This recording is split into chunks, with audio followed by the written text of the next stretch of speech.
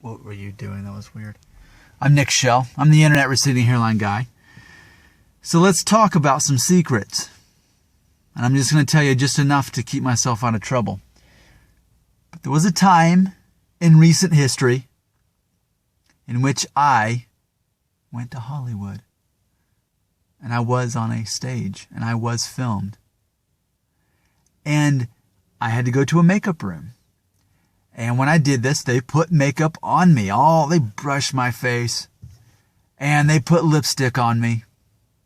Not surprising. That's what you'd expect if you're going to be on a Hollywood stage. Here's the thing that slightly surprised me. Of course, you know me too well. You know the details, that my hair is actually thinner. And that my hairline goes up higher than it appears even on a good hair day like today.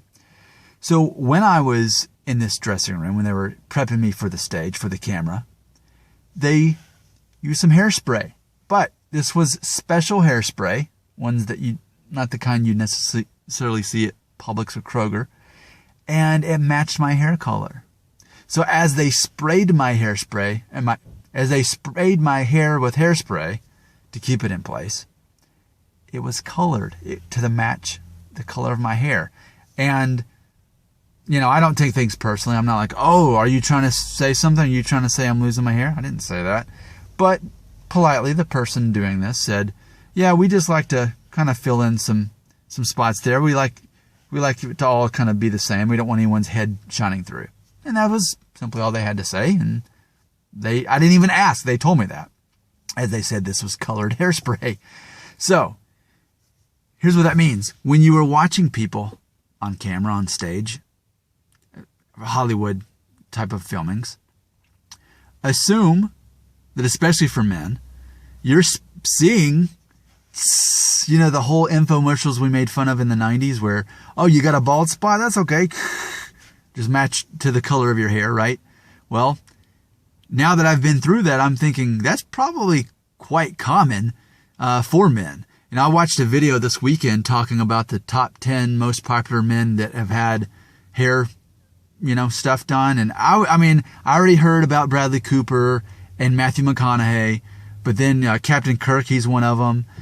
Steven Seagal, where if you go back far enough or just Google image, you'll see that they used to have less hair and suddenly they have more hair.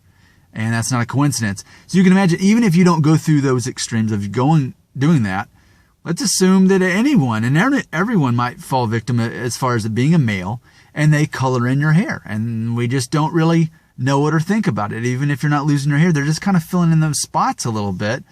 Because again, the camera doesn't want to show shining through of anywhere your hair might be thinning, like anywhere for me. But if we coat it with a dark brown or whatever color my hair, I guess my hair is dark brown. Some people have said black, but I think it's actually dark ash brown might be the actual color of my hair. So just know that I experienced that in Hollywood. Not telling you why I was there.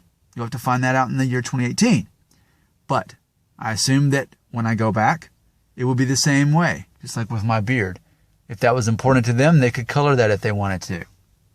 So what happens as you get older, especially age 35, if you're going to start showing hair loss, that's going to be the time to start doing it. By default, that's kind of when that happens. I'm Nick Shell. I'm the internet receding hairline guy. Man, what would you do without me? There's no one else that you've subscribed to that's quite like me. Right? Let's face it. So keep watching my videos. I'll keep making them. Maybe one day, if you're lucky, I'll shave my head again. But not until 2018.